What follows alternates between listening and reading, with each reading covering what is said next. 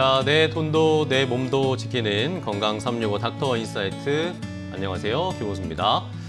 자, 불확실성이 정말 커진 시대입니다. 어느 하나 확실한 것도 없고 자산이든 주식이든 부동산이든 또 나의 미래든 복잡하고 불안한 상황이 계속되는데요. 이런 불확실성에 대비해서 나의 재정적 위기를 최소화하고 또 내 가족과 자산을 보호하는 방법 뭐가 있을까요? 바로 그 중에 하나가 똑똑하게 보험을 들어서 나의 미래를 든든하게 준비하는 걸 겁니다. 자, 100세 시대 여러분의 보험에 대해서 또 자산에 대해서 재점검해보는 시간을 준비했는데요. 오늘 특별한 전문가 세 분과 함께 하나씩 차근차근 내 자산과 내 보험을 지키는 방법 알아보도록 하겠습니다. 자, 오늘 먼저 함께 해주실 분을 소개해 드릴 텐데요. 첫 번째, 오늘은 파도세무회계 대표 세무사 이지훈 세무사와 이야기를 나눠보도록 하겠습니다.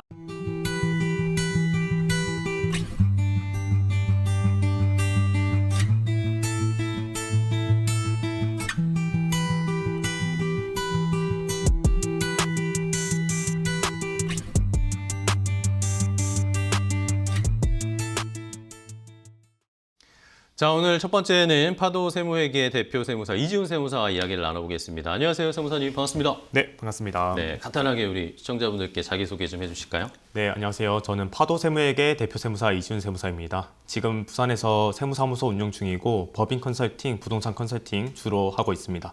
반갑습니다. 네, 반갑습니다. 오늘 멀리서 또 오셨는데 네. 오늘 좋은 정보 부탁드리도록 하겠습니다.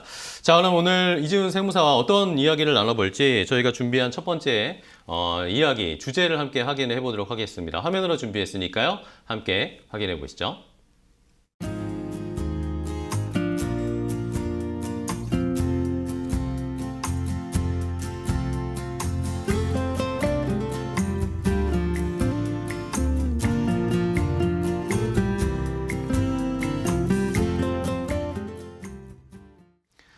자, 첫 번째 주제는 보신 것처럼 부동산과 관련된 이야기입니다. 부동산 투자하시는 분들은 요즘 좀 가슴이 좀 답답하실 겁니다. 최근에 새 정부가 들어서고 나서 정책 변화도 있고 뭐 세제와 관련된 앞으로의 변화도 있을 거다. 여러 가지 이야기들이 좀 있어서 이것을 좀 대비하는 차원에서 오늘 세무사님과 좀 이야기를 나눠보도록 할 텐데요. 세무사님, 요즘 뭐 사실 주식시장은 막 불장인데 맞습니다. 예, 부동산 투자하시는 분들은 걱정이 많습니다. 앞으로 불확실성이 더 커졌다고 해야 될까요?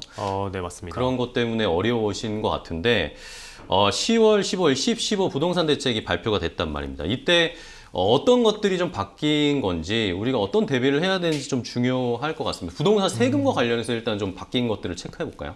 좋습니다. 지금 부동산 투자하시는 분들 정말 답답하실 거라고 생각이 드는데요. 일단 서울과 경기 남부 12개 지역이 조정 대상 지역에 편입되면서 세금이 정말 많이 바뀌었는데요. 맞아요. 제가 하나하나 다 설명드리도록 하겠습니다. 네. 먼저 양도세부터 살펴보도록 하겠습니다. 양도세 같은 경우에는 지금 비과세를 받으려면 보유기간을 2년을 가져야 되는데 조정 대상 지역에 편입되면서 무조건적으로 2년은 실거주해야 되는 요건이 새로 생겼다고 보시면 됩니다. 그렇기 때문에 실거주 2년을 하지 않으시면 절대로 비과세를 받지 못하시고 전체에 대해서 과세를 받을 수밖에 없다라고 생각을 해주시면 되고요. 지금 당장에는 2026년 5월 9일까지는 중과 유예가 유예돼 있는 상태인데 제 판단으로는 아마 6월 9일이 넘어가게 되면 중과 유예가 풀리고 2주택자에 대해서는 양도세율이 10%, 그리고 3주택자에 대해서는 양도세율이 20%가 추가 과세가 될 예정입니다. 그리고 장기보유 특별공제라고 들어보셨는지는 모르겠지만 3년 이상 주택을 보유하게 되면 매년 2%씩 공제해 줄 수 있는 제도가 있는데요. 그 제도 같은 경우에는 다주택자에 대한 양도세 중과 규정이 적용이 되게 되면 적용을 받지 못하게 돼서 실제적으로 봤을 때는 세금 부담이 한 2배, 못해도 2배, 많게는 한 4배까지도 추가될 수 있다고 볼 수 있습니다. 다음으로는 우리 취득세를 보겠습니다. 취득세 같은 경우에는 조정 대상 지역에서 2주택자의 경우에는 8%, 3주택자의 같은 경우에는 12%를 적용받게 됩니다. 그리고 증여 취득세율도 무시할 수가 없는데요.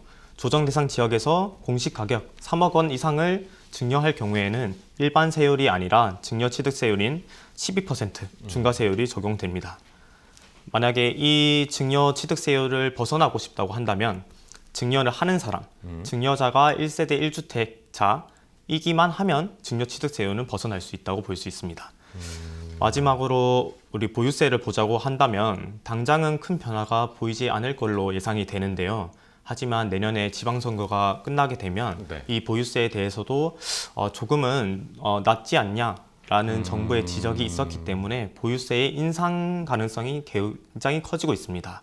그래서 세율과 달리 이제 마지막으로 매매 사업자를 보자면 저희가 양도 단기 세율을 피하기 위해서 매매 사업자를 내시는 경우가 많은데 네, 그렇죠. 조정 대상 지역에 편입이 되게 되면 단기 세율과 그리고 종합소득 세율 중에서 더 높은 세율을 적용하기 때문에 사실상 매매 사업자를 세율을 피하기 위해서 내는 것 자체가 실익이 없어진 상태입니다. 그렇군요.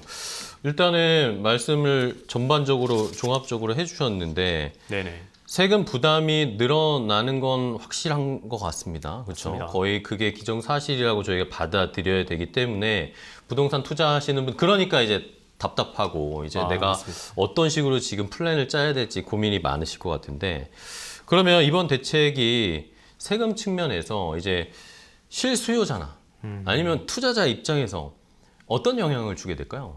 이번 규제는 진짜 영향을 많이 미칠 수밖에 없는데요. 네네. 사실 이 부동산 세금이라는 것이 투자를 하든지 실제로 살고 계시든지 상관없이 굉장히 의사 선택에 많은 영향을 끼치게 네. 됩니다. 일단은 서울의 주택을 여러 채 보유하고 계신 다주택자 같은 분들은 이번 규제가 상당히 부정적으로 다가올 수밖에 그쵸. 없죠. 왜냐하면 방송을 보고 계신 시청자분들 부동산에 관심이 많으시겠지만 현재 서울의 규제가 워낙 강해지면서 사실 보증금을 끼고 투자하는 이른바 갭 투자가 불가능한 상태입니다. 네. 그래서 결국에는 서울은 실제 거주자, 그러니까 2년의 거주 기간을 채워야 되기 때문에 실거주자가 중심으로 다시 재편될 수밖에 없다고 생각이 드는데요.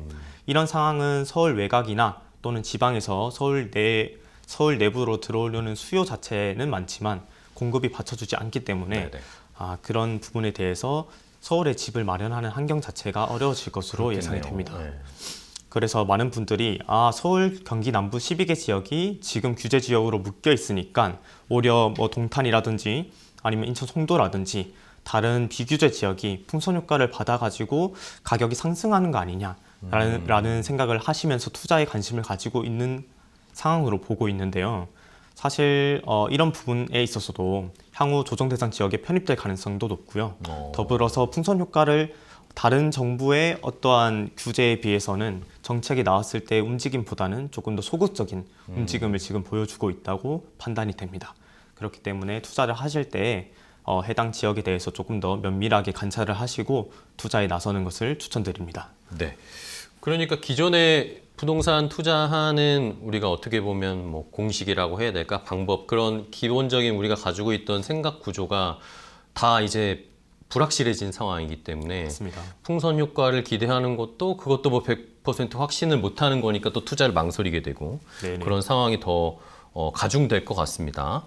그러면은 저는 궁금한 게 일단 일선에서 이제 세금에 대해서 부동산에 대해서 특히 궁금하신 분들이 막 세무사님한테 여쭤볼 거 질문을 막 할 거 아닙니까? 네, 맞습니다. 그러면은 요즘 상담으로 여쭤보는 질문하는 어떤 내용들이 가장 많은지 궁금해요. 이 부동산 대책과 연관된 것들이 많을 것 같아요. 너무 많습니다. 네. 저희 같은 경우에는 사실 11호 부동산 대책이 발표되기 전에는 수도권을 중심으로 한 어떠한 부동산 투자 방향이라든지 네. 향후 어떠한 증여계, 부를 이전하는 계획이라든지 보유 전략이라든지 조금은 지금에 비해서 공격적인 전략들에 대해서 많이 물어보셨는데요. 뭐 금리나 정책 변화에 따라서 어떤 식으로 부동산 포트폴리오를 구성해야 되는지 그런 상담이 많았다면 최근에는 사실 시장 자체가 불확실성해지면서 또한 제가 알기로는 지금 서울 자체의 부동산 거래량이 굉장히 줄어들었다고 그쵸, 네. 들었습니다. 그래서 가격 변동성이 커지고 세제 규제도 계속 변동이 되는 상황에서 섣불리 움직이기 어려워진 만큼 비조정 대상 지역, 그러니까 규제가 안 걸린 지역에 대한 가족 간 저가 양수도 또는 증여 아니면 부동산을 교환하는 형태로 부를 이전하는 방향에 대한 상담이 주를 이루고 있는 상태입니다. 단순히 팔거나 사는 것이 아니라 가족 내에서 재산을 자연스럽게 이전하는 방식이 더 많이 활용되고 있는 흐름이라고 볼 수 있습니다. 그리고 또한 최근에는 부동산을 취득할 때 네. 저희가 필수적으로 확인되는 자금 출처 주사라는 게 있는데요. 지금 규제 지역 같은 경우에는 필수적으로 자금 조달 계획서를 제출을 해야 되는 상태고요. 거기에 따라서 뭔가 국세청에서 판단했을 때 문제가 있다고 하면 나오는 게 자금 출처 조사인데, 이 자금 출처 조사가 어떻게 보면은 아주 심각하게 3억 원을 취득한 경우에도 나오고 아주 빈번하게 나오고 있는 상태입니다. 그래서 자금 출처 조사에 대한 사전 대비와 세무 대응 업무도 저희가 상당히 자주 진행하고 있습니다. 요약하자면 예전에는 어디에 투자할까요? 제가 가지고 있는 가용한 현금을 어느 부동산에 투자하면 좋을까요? 그리고 어떤 식으로 하면 세액을 최대한 줄일 수 있을까요? 라는 문의가 주를 이뤘다면, 지금은 어떤 방식으로 세금을 줄일 수 있을까요? 그리고 세금 규제를 어떻게 하면 조금 더 피해갈 수 있을까요? 아니면 가족 간 부의 이전은 어떤 식으로 해야지 더 효율적으로 진행할 수 있을까요? 와 같은 문의가 주를 이룬다고 생각하시면 될 것 같습니다. 그렇네요.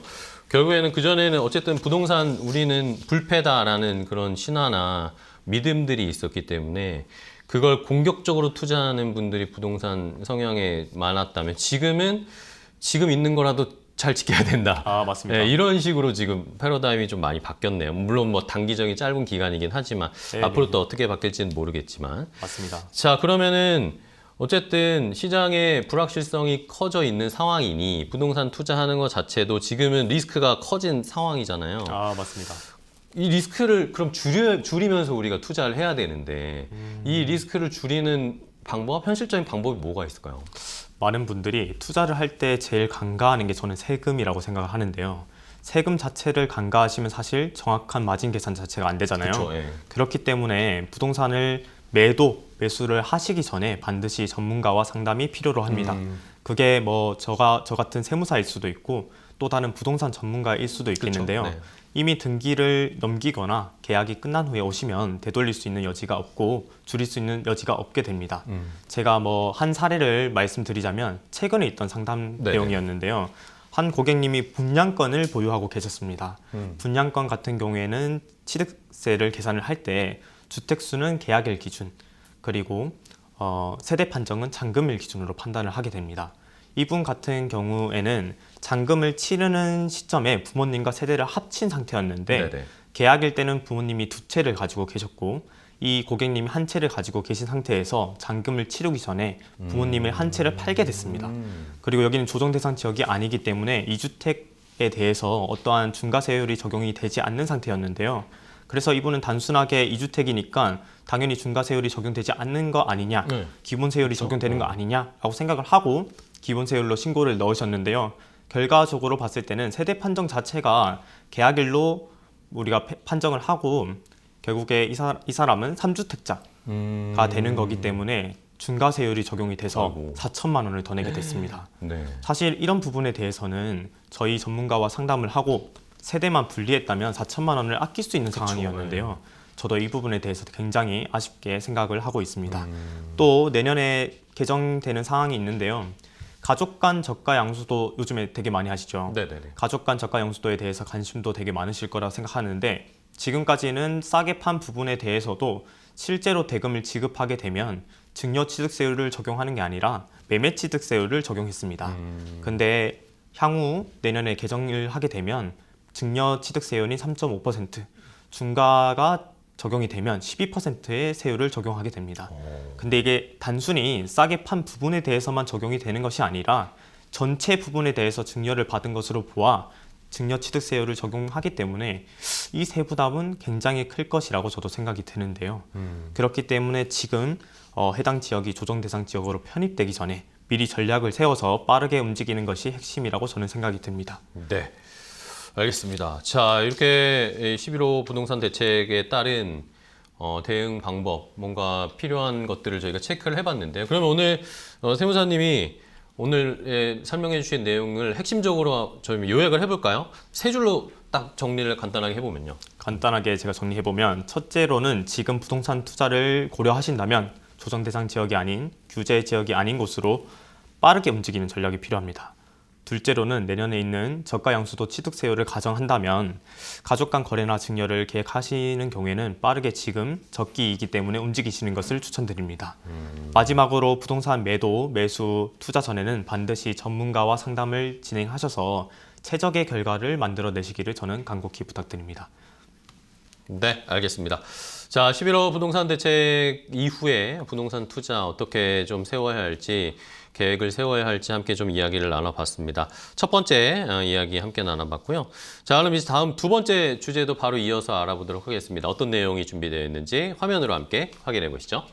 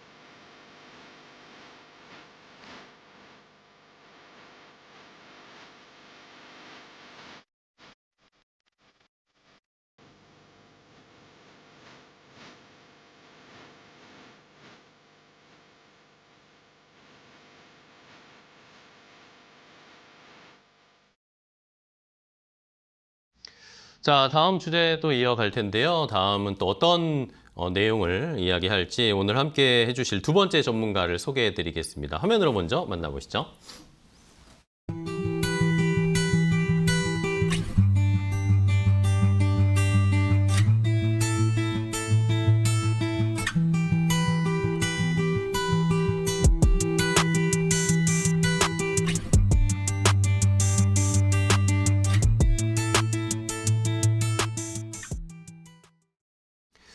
자, 다음 만나볼 우리 전문가 박대훈 영진에셋보험 전문가와 함께 이야기를 나눠보도록 하겠습니다. 전문가님 안녕하세요.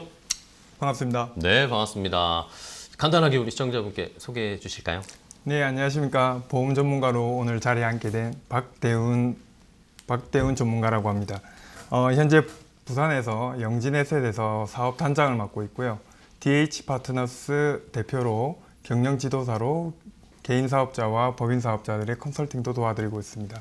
오늘 좋은 시간 될 수 있도록 도움드리겠습니다. 네, 반갑습니다. 단장님. 자, 오늘 또 어떤 이야기를 나눠야 할지 앞서서는 저희 부동산 이야기를 했는데 다음 두 번째 또 박대훈 단장과 어떤 이야기 나눌지 화면으로 오늘의 주제 또 확인해 보겠습니다.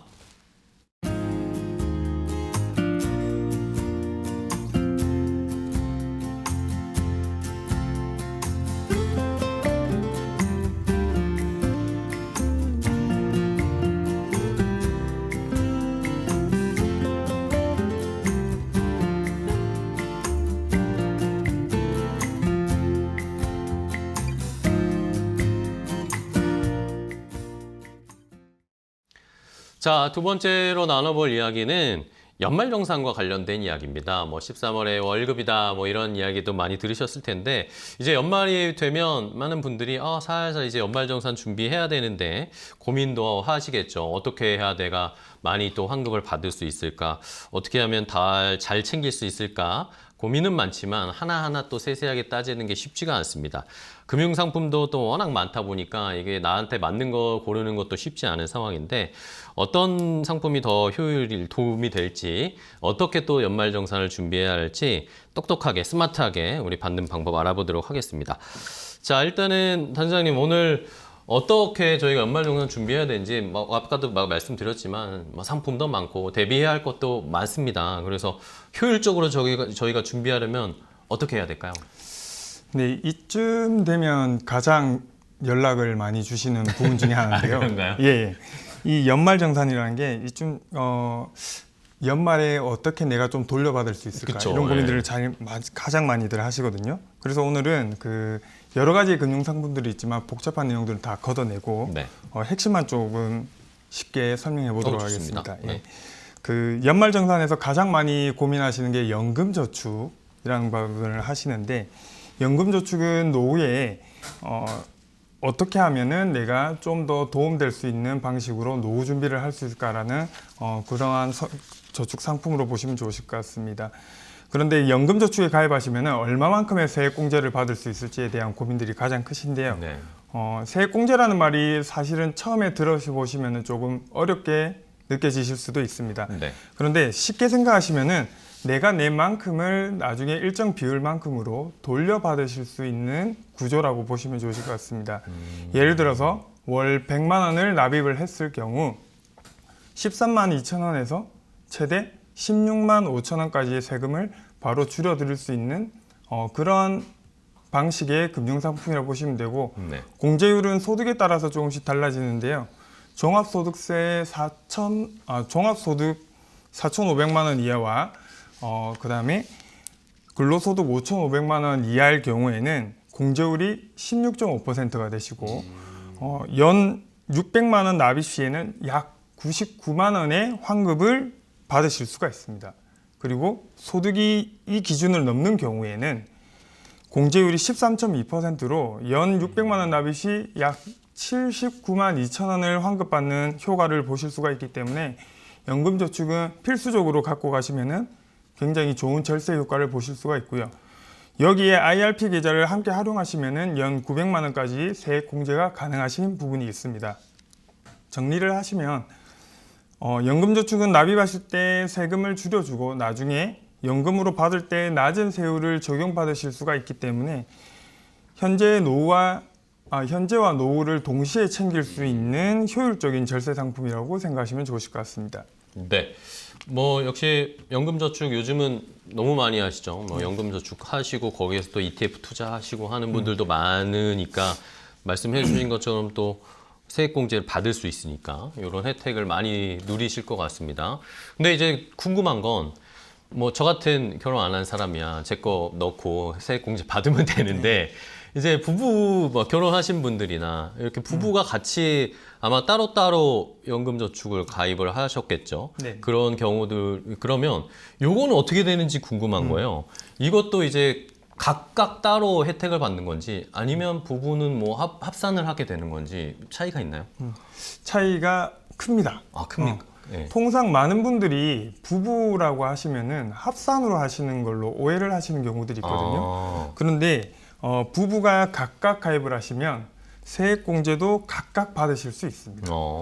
세액공제는 개인 기준이시기 때문에 남편과 아내의 공제가 합쳐지지 않고 완전히 독립적으로 계산이 됩니다.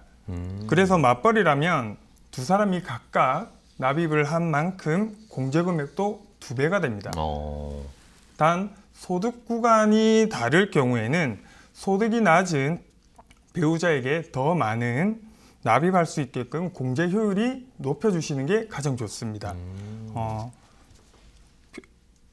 다만 연금저축은 개인별 연 600만 원 한도, IRP 포함해서 연 900만 원까지라는 제한이 있는 점을 꼭 기억을 해주시고, 표에 보시는 바와 같이 부부가 동시에 하셨을 때 연소득 차이에 따라서 소득 구간이 작은 쪽으로 조금 더 채워주실 경우에는 최대 26만 4천 원까지의 공제 금액을 확보하실 수가 있습니다.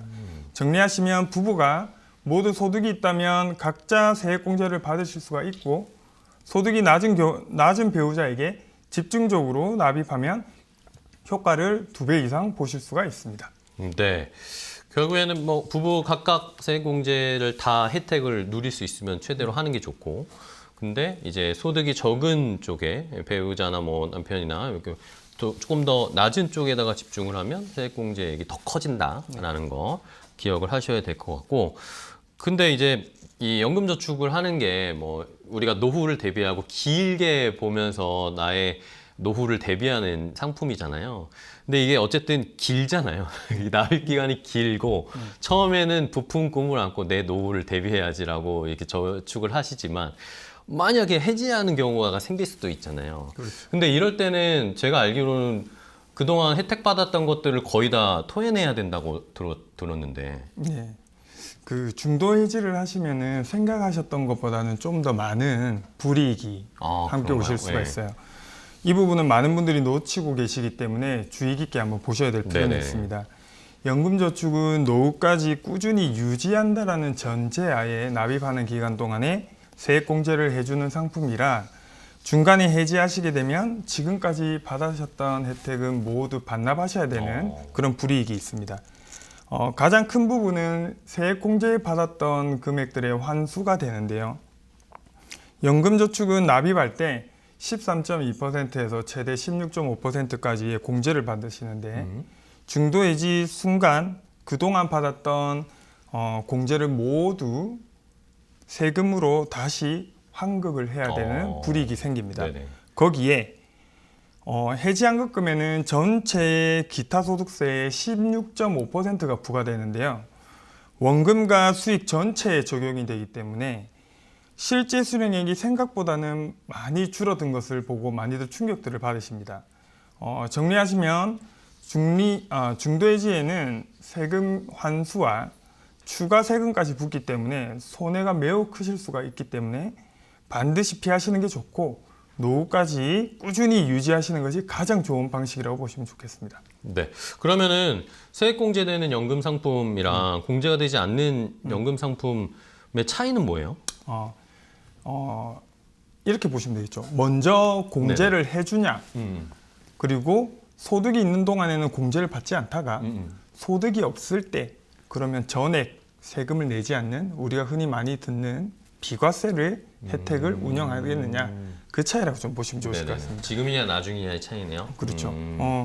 연금보험은 우리가 알아보시다 보면은 어떤 상품은 비과세가 되고 어떤 상품은 세금을 내야 되고 해서 어떤 게 더 좋은지를 헷갈리시는 분들이 네네. 굉장히 많습니다. 이 차이는 보험이 만들어진 목적과 구조에 따라 다르기 때문인데요. 쉽게 말해서 어떤 혜택을 언제 주냐에 따라서 과세 방식이 달라진다고 좀 보시면 좋으실 것 네네. 같습니다. 먼저 세제 적격 연금보험, 조금 전까지 얘기했던 우리가 흔히 말하는 연금저축이라고 부르는 상품은 납입할 때 세액공제를 받는 금융상품입니다. 지금 당장의 세금을 줄여주는 대신에 나중에 연금으로 받을 때는 낮은 세율이지만 과세가 됩니다. 국가가 노후에 대한 준비를 장려하기 위해서 현재는 혜택을 주고 나중에는 일부 세금을 부담하는 방식으로 이해를 하시면 되는 겁니다. 그리고 반면에 세제 비적격 연금, 즉 저축성 연금이나 비과세 연금보험은 구조가 완전히 다르다고 보시면 좋으실 것 같아요. 네네. 이 상품들은 납입할 때는 세액공제 같은 혜택은 전혀 없지만 일정 기간 이상 유지를 하면 나중에 받을 때 이자나 수익에 대한 세금은 전혀 내실 필요가 없는 그러한 금융상품입니다. 비과세 요건은 여러 가지가 있지만 대표적으로 10년 이상이라는 유지기간이 기본 틀입니다. 이 기간을 채우지 못하고 중도를 해지할 시에는 비과세가 사라지고 금융소득처럼 과세될 수도 있습니다. 그래서 비과세 연금보험이라고 가입했다 하더라도 중간에 이자가 쌓인 상태에서 반드시 이 요건을 지키지 못하시고 해지하셨을 때는 과세가 될 수 있다는 점 유의하셔야 될 필요가 있습니다. 연금보험이 비과세인지 과세인지 혜택을 받는 시점과 이것은 언제 받느냐, 어떻게 쓰느냐에 대해서 차이가 결정되기 때문에 세제 적격은 지금 혜택을 받고 나중에 과세하는 구조이고요. 세제 비적격은 지금 혜택은 없지만 나중에 비과세로 받는 구조라고 보시면 좋으실 것 같습니다. 네. 자, 그러면 이제 오늘 설명해 주신 내용 마지막으로 세 줄로 간단하게 정리 좀 해볼까요? 첫 번째로 연금저축은 연 최대 600만 원, 퇴직연금 계좌까지 합산하면 최대 900만 원까지 세액공제가 가능하니 절세 혜택에 매우 큰 도움이 되고 대신 중도해지 시 16.5%라는 반납 의무가 있으니 주의하셔야 되는 것. 그리고 부부가 따로 가입할 때 소득 구간이 낮은 배우자에게 더 먼저 채워 넣어서 더 훨씬 높은 공제 효과를 누려라. 그리고 비과세 연금 그리고 과세연금, 사적연금을 공제받고 은퇴 시 연금소득세로 부담할 것인지, 소득활동 이후에 공제받지 않고 은퇴 후 비과세로 세금 혜택 없이 세금 부담 없이 수령할 것인지는 가입하는 사람이 상황을 잘 판단해서 혼합 설계를 하실 필요가 있다. 이상입니다. 네. 자, 이렇게 연말정산 또 연금 저축 관련해 가지고 세액 공제 받을 수 있는 혜택을 알려드렸습니다. 어떤 내용 정리해드렸는지 함께 마지막으로 확인을 해보시죠.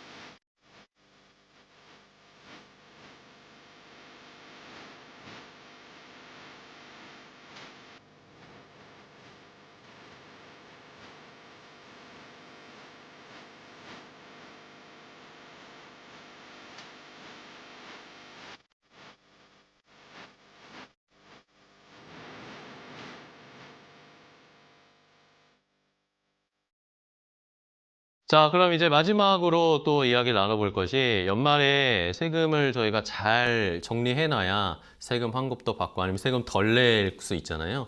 요즘은 또 주식 투자하시는 분들도 많으니까 연금 저축하시면서 어떻게 이거 세금 줄일 수 있을지도 궁금하실 것 같습니다. 그래서 오늘은 FR자산관리 길건우 대표와 함께 이야기 나눠보도록 하겠습니다. 대표님 안녕하세요. 네, 반갑습니다. FR자산관리 길건우 대표입니다. 네, 좋습니다. 길 대표님과 또 아까 함께 이야기 나눴던 우리 이지훈 대표님과도 세금 관련된 이야기니까 함께 이야기 나눠볼 텐데 그럼 오늘 어떤 내용을 가지고 더 자세하게 스마트한 팁을 드릴지 화면으로 먼저 공개해 드리겠습니다.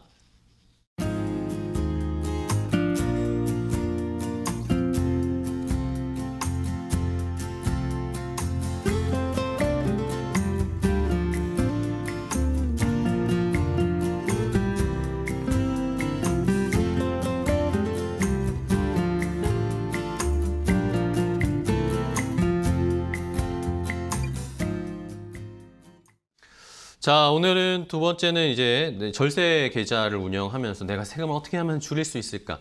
수익을 낸 것도 좋지만 세금을 줄이는 것도 여러분들의 계좌를 살찌우는 방법이니까요. 자, 길 대표님 요즘 뭐 투자에 대한 관심 너무 많잖아요. 네. 많은 분들이 주식도 하시지만 연금저축에서 ETF 투자도 하시고 여기에서 또 세금 절세할 수 있다라는 걸 저희가 이 지식들을 하나씩 얻고 있는 상황인데 네네. 뭐 더 자세하게 저희가 알려드리면 좋을 것 같아요. 이 네. ETF 투자, 펀드 투자할 때 저희가 생각해봐야 할 세금 문제 어떤 것들을 체크해봐야 됩니까? 펀드 투자할 때 세금이 있냐 없냐부터 먼저 한번 확인해 보시는 게 좋을 것 같은데요. 세금이 있을까요, 없을까요? 있겠죠. 있겠죠. 네. 세무사님 있어요, 없어요? 있겠죠. 네, 세금은 비과세 되는 부분도 있고요. 세금이 부과되는 부분도 있습니다. 네, 그래서 이제 없는 것도 있고 있는 것도 있다. 있고. 이렇게 생각을 하시는 게 조금 편하실 것 같고요. 그럼 제가 비과세 되는 소득과 비과세가 되지 않고 세금을 내야 되는 걸 조금 구분해서 한번 설명을 해드려 네네네. 볼게요. 우선 비과세 되는 거는요. 국내 상장 주식, 요즘 우리 주식 투자 많이 하시잖아요. 네네. 여기에서 발생하는 매매, 그다음에 평가 손익, 그러니까 매매 차익이라고 저희가 줄여서 얘기하는데 여기에 대해서는 세금을 부과하지는 없죠. 않습니다. 네. 두 번째로는요. 상장 주식을 대상으로 한 파생 상품이라고 저희가 얘기를 하잖아요. 이런 것들도 안 해요. 마지막으로 벤처기업 주식에서 발생하는 매매 및 평가 손익에서도 안 합니다. 짧고 굵게 줄이자면 국내 주식에 대해서 하는 거는요. 세금을 물지는 않습니다. 그렇습니다. 근데 아래쪽에 보시면요. 과세되는 소득이라고 나와요. 이거는 네네. 뭐냐? 위에서 얘기한 세 가지 빼고 나머지는 다 배당 소득으로 과세한다. 요것만 기억하시면 됩니다. 그렇군요. 자, 근데 국내 주식형 펀드 네. 투자를 했는데 네. 세금을 냈다라고 하시는 분들도 있더라고요. 네. 근데 이게 펀드 수익이 마이너스가 났는데도 세금을 냈다. 네. 그런 경우도 있다고 하던데. 자, 이런 경우는 사실은 그렇게 흔하지는 않습니다. 이유인 즉슨 네네. 국내 주식형 펀드라고 하면 대부분 국내 주식에 투자를 많이 그쵸? 해요. 네. 근데 국내 주식이 요즘에는 시장이 좋습니다. 근데 안 좋을 때가 있잖아요. 그렇죠. 안 좋을 때 그 자산 운용사들 같은 경우에는 국내 주식에 대한 비중을 조금 줄입니다. 주식형 펀드라는 거는 전체 비중이 100이라고 치면 60% 이상만 주식형에 투자를 한다라고 하면 주식형 펀드라고 해요. 네. 그럼 나머지 40%를 다른 데 하는 거예요. 예를 들면 채권에 투자할 수도 있고요. 그쵸. 아니면 뭐 예금이나 조금 더 안전한 자산에 투자를 할 수도 있는 거죠. 근데 여기서 만약에 수익이 났어요. 여기서는 세금을 내야 되는 거예요. 아까 얘기했던 국내 주식에 해당되지 않는 건 다 배당 소득으로 세금이 있다. 과세한다라고 했으니까 주식형은 마이너스인데 여기서 수익 나서 합산하니까 마이너스인데 세금 세금을 내는 내야 겁니다. 근데 이런 경우에는 별로 없다라고 생각하시면 될 것 같아요. 정말 극히 일부의 경우에 네, 맞아요. 그런 경우가 있는데. 이 정도면 갖고 따져야지. 왜 이렇게 그쵸. 운용했냐? 네, 그렇죠. 어. 손실 났는데. 그러니까 세금까지 내면. 야, 너무한 거 아니냐? 네. 그 운용사에 전화하십시오. 그렇습니다. 네. 화가 나겠죠. 네. 그런 것들. 근데 그런 경우는 거의 없다. 네, 맞습니다. 많진 않다라는 거고. 그러면은 ETF 쪽은 어때요? ETF 쪽 세금은 네. 비슷한가요? 비슷합니다. 대놓고 얘기하면. 근데 ETF 같은 경우에도 사실은 기본적으로 보면 이거잖아요. 주식처럼 거래가 편하게 만들어 놓은 게 ETF인 네. 겁니다. 근데 ETF를 최근에 이제 국내 주식 투자하시는 분들 보시면 국내에만 투자를 하지는 않아요. 네, 그렇죠. 예를 들면 국내 주식에 투자하는 ETF를 가입하신 분이 있고요. 국내에 상장한 해외 주식에 투자하는 그쵸, ETF를 가입하신 분이 있습니다. 이거는 세금이 조금 달라요. 이거 제가 얘기하면 또 어려우니까 항상 이 캡처를 저희가 대비를 해서 표를 또 준비를 했습니다. 네. 우선 국내 주식형 ETF에 대해 저희가 투자를 했다. 그럼 아까 저희가 국내 주식은 뭐 기억하면 된다 그랬어요? 웬만하면 세금이 없다. 네. 그다음에 그 외의 소득은 다 배당 소득이다. 배당 소득. 그러면 왜 다 몰아서 배당 소득세 네. 나오죠. 분배금은 뭐냐면 ETF 하실 때 또 겨울쯤 되면 대부분 안전한 투자를 원하시는 분들이 굉장히 많고요. 펀드나 ETF 같은 경우에는 단기 시세 차익보다는 안전하게 장기간 현금 흐름을 조금 좋게 만들려고 투자하시는 분들이 굉장히 많거든요. 네. 그때 꼭 들어가는 게 딱 하나 있습니다. 배당. 그러니까 배당을 많이 주는 주식에 많이 투자를 하시는데 그럼 여기서 주는 걸 분배금이라고 저희가 얘기를 합니다. 이 분배금에 대해서는 배당 소득세 나온다라고 생각하시면 될 것 같고 국내 주식이니까 매도할 때 세금이 안 나온다. 아까 매매 차익 기억나시죠? 네네. 그래서 매매 차익에는 세금이 나오지는 않고요. 그냥 거래했으니까 증권 거래세만 조금 나옵니다. 그리고 이제 매매 차익은 비과세다. 그러니까 맨 밑에 거는 그냥 지우시면 되고요. 네네네. 두 번째 경우에는요. 국내에 상장은 돼 있으나 해외 투자 그치, ETF. 예. 그렇습니다. S&P 500이나 뭐 이런 맞아요. 거죠. 예. 굉장히 많죠. 뭐 우리가 많이 들어본 뭐 QQQ 많이 들어보셨을 거예요. 이런 친구들은 조금 달라요. 글씨가 조금 어렵게 써 있죠. 분배금과 보유 기간 동안에 과세 표준 기준가 증가분 중 적은 금액에 대해서 세금 부과한다. 아, 어려운데요? 그러니까 이거 쉽게 풀었으면 이거예요. 네. 세금 많이 뜯겠다. 아. 라고 생각하시면 될 것 같고요. 네, 그다음에 뭐 이제 매도나 뭐 이런 걸 했다라고 하면 실질적으로는 여기에서는 향후에 양도소득세가 나옵니다. 근데 양도소득세는요, 하나 기억하시면 됩니다. 배당소득세는 15.4%고요. 양도소득세는 22%입니다. 그럼 둘 중에 뭐 선택하시겠습니까? 낮은 거 해야죠. 낮은 거요? 15.4%? 네. 확실합니까? 숫자만 봐서. 네. 세무사님은 어떻게 하시겠습니까?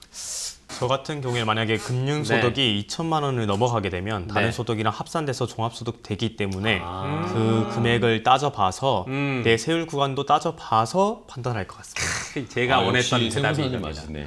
네. 아니, 원래 이 정도 답변 나와야 되는 거 아니에요? 왜냐면 그러니까 단순 과세는 15.4%가 네네. 맞아요. 근데 이제 저희가 금융소득 종합과세라고 해서 2천만 원이 넘어가게 되면은 이게 거기에서 끝나는 게 아니라 내 종합소득에 한 번 더 합산을 하는 거예요. 그쵸. 예. 그래서 세금을 한 번 더 내는 건데 최고 소율이 종합소득세에서 지방세까지 포함하면 49.5%입니다. 근데 여기에 4대 보험 건보료까지 더하잖아요. 50% 넘어갑니다. 이런 경우는 사실은 양도소득세를 내는 해외 주식형 ETF에 투자하는 게 조금 더 유리할 수도 있습니다. 네. 자, 그러면 말씀을 해주신 지금은 저희가 국내 네. 상장된 뭐 국내 주식형 해외 ETF나 네. 아니면 해외 ETF의 네. 경우를 봤는데 그러면 아예 해외 상장 ETF 네. 같은 경우에는 세금이 어떻게 다를까요? 요것도 비슷해요. 근데 이제 지금 세금 얘기하니까 우리 호세 앵커님이 좀 살짝 머릿속에서 헷갈리네요. 막 정신을 못 차리는 것 같은데 그냥 제가 그냥 정리를 다 네네. 앞뒤를 정리를 한번 조금 정리하고 해서 갈까요? 그냥 이렇게 할게요. 국내 상장 해외 ETF랑 그다음에 해외 상장 ETF랑 세금을 실질적으로 얼마나 부담하냐 이걸 딱 알면 사실은 저희가 선택하기 쉽잖아요. 이게 연간 순이익 구간별로 다릅니다. 왜냐하면 해외 상장 ETF 같은 경우에는요. 중간에 공제 구간을 줘요. 연간 순이익 250만 원까지는 세금을 부과하지 않습니다. 네. 초과한 거에 대해서만 세금을 부과하니까 실질적으로 뭐가 더 우세한지 확인하기 굉장히 어렵거든요. 그쵸. 그래서 또 표를 준비했습니다. 네. 표를 보시면 좌측은 연간 순이익 기준이고요. 그 다음이 국내 상장 해외 ETF. 아까 15.4% 네네네. 부과한다라고 얘기했죠. 그 다음에 해외 상장 ETF. 250만 원은 공제하고 초과된 거에 대해서 22% 한다. 요거 말고 다음 거요. 네, 요걸 보시면 조금 편하실 겁니다. 자, 200만 원 순이익이 났습니다. 그러면 국내 상장 똑같은 해외 ETF인데 국내 상장한 거냐 해외 상장한 거냐예요. 네, 국내 상장한 거에 하면요 15.4%인데 30만 원 세금 냅니다. 근데 해외 상장은 250만 원까지는 세금을 부과하지 그쵸. 않는다고 했으니까 빵원이에요. 그렇죠. 네, 그럼 내가 200만 원 이하의 순이익이 났다. 뭘 선택해야 돼요? 해외 상장 해외 ETF. 상장 ETF죠. 네, 그러면 300만 원이라고 칠게요. 네. 250만 원까지 세금 안 내고 그 초과분에 대해서만 세금 내는 거예요. 국내 상장 해외 ETF는 46만 2천 원. 자, 이제 계속 읽기 불편하니까 A라고 할게요. 네. 해외 상장 ETF B라고 하겠습니다. B는 11만 원 냅니다. 누가 유리합니까? B죠. 네. B가 유리하죠. 네. 500만 원이다. 아직까지도 B가 B. 유리합니다. 네. 근데 1000만 원이 넘어가니까 A가 유리해지기 시작합니다. 그렇네요. 네, 그러면 예를 들면 최근에 미국 주식보다 국내 주식이 수익률이 더 좋았거든요. 네, 그러면 이런 것들도 조금 고려해 보신다라고 하면 국내 상장 해외 ETF나 국내 주식을 섞어서 하시는 게 조금 더 유리하실 수 있고요. 근데 이게 정확한 금액을 저희가 산정을 하자면 연간 순이익이 833만 원이다. 이걸 기준으로 이하면 해외 상장 ETF에 투자하시는 게 유리하시고요. 이 상이다라고 하면 국내 상장 해외 ETF에 투자하시는 게 이득입니다. 뭐만 기억하면 돼요? 833. 833. 네. 내가 연간으로 833 이상을 노린다. 금액으로 따져보면 1억 넣어서 8% 수익이다. 그러면 800만 원이거든요. 그러면 난 8% 이상을 노린다. 그러면 해외 상장으로 하시고요. 예, 8% 이하다, 800만 원 이하다. 그럼 국내 상장을 하시면 됩니다. 알겠습니다. 네. 833. 네, 833. 숫자 저 찝어주시니까 좋네요. 네. 좋은데 그러면은 그 이후에는 어떻게 해야 돼요? 그 이후에는 다른 뭐 방법은- 세금 내는 거 네, 어떻게 내야 되냐고? 네. 그거는 세무사님한테 물어보셔야죠. 신고. 따로 연락 주시면 신고해드리겠습니다. 이런 것들도 있는데 그냥 연간 이런 소득 같은 경우에는요 네. 저희가 거래를 하게 되면은 자동으로 다 카운팅 됩니다. 그쵸. 네, 그래서 여기에서 이제 세금을 증권사에서 너 얼마 내야 돼라고 알려주니까 사실 이걸 걱정하지는 않으셔도 되고요. 네. 네, 그냥 한 가을쯤 되면 조금 조절을 한번 해보셔야 돼요. 네. 예, 사실 저는 내년에도 주식시장은 좋을 거라고 봅니다. 뭐 국내 주식이건 해외 주식이건 좋을 거라고 보는데 국내 주식 같은 경우에 아까 장점이 있었죠. 국내 주식에 대해서 저희가 직접 투자하는 거 매매 차익은 다 비과세다. 초과하는 건 배당 소득세만 낸다. 근데 이제 해외 투자가 문제가 되는데 최근에 AI 거품 때문에 많이 빠지긴 했어요. 저는 내년 네. 되면 충분히 다시 리바운드 올 것 같아요. 그렇다라고 하면 내가 투자하는 시드 머니가 1억 이하다라고 하면 국내 상장된 해외 ETF를 하시는 게 유리하고요. 1억 이상이다라고 하시면 해외 말고 반대로 얘기했습니다. 1억 네. 이하다라고 하시면 해외 직상장 ETF. 1억 이상이다 그러면 국내 상장된 해외 ETF 선택하시면 편합니다. 네. 세금 계산은 알아서 자동으로 된다. 네. 네. 자, 그러면 마지막으로 요즘에 그것도 많은 분들이 관심이 많으세요. 어떤 거요? ISA. ISA. 아니면은 네. 뭐 아까도 살짝 저희가 다뤄봤지만 연금저축 펀드랑 IRP랑 네. 뭐 요즘엔 또 새롭게 또 뭐 ISM, 네, IMA. IMA, 네. IMA 뭐 이런 것도 지금 만들려고 하고 있다는데. 네네네. 여기에 이런 것들은 어떻게 운용해야 돼요? IMA는 사실은 세금이랑은 별개여서 제외하고요. 왜냐면 ISA로 그러면. 네, ISA 기준으로 하면 그냥 우선은 ISA가 뭔지를 한번 네네. 알아두시는 게 좋을 것 같은데 호정앵커 뭔지 알죠? 설명 주세요. 이렇게 토스한다고? 알겠어요. 그럼 제가 설명하겠습니다. ISA 같은 경우에는 뭐 만능 비과세 통장이다 이런 이야기들 많이 네. 들어보셨을 텐데 그냥 심플하게 설명하겠습니다. 그냥 19세 이상이다라고 네. 하면 대부분 뭐 가입을 하실 수 있는데 근로소득자다. 이제 가끔 요즘에 보면은 15세 이상인 친구들도 고등학생인데 네. 돈 버는 일하시는 애들이 분들이 있습니다. 있으니까. 네. 네, 이런 친구들 왜냐면 사업자 내는 친구들이 의외로 많더라고요. 이런 친구들도 ISA 가입할 수도 있고요. 그냥 기본적으로 3년 동안 가입하는 통장입니다. 한도는요 연간 2천만 원까지 한도가 있고요. 3년이라고 하면 6천만 원, 최대 5년까지 할 수 있는데 그럼 1억 원까지 투자할 수 있습니다. 그럼 여기에 뭐 한도는 얘기했으니까 그러면 세제 혜택이 있어야 될 거 아니에요. 네. 기본적으로 이겁니다. 200만 원까지는 비과세. 세금 안 내요.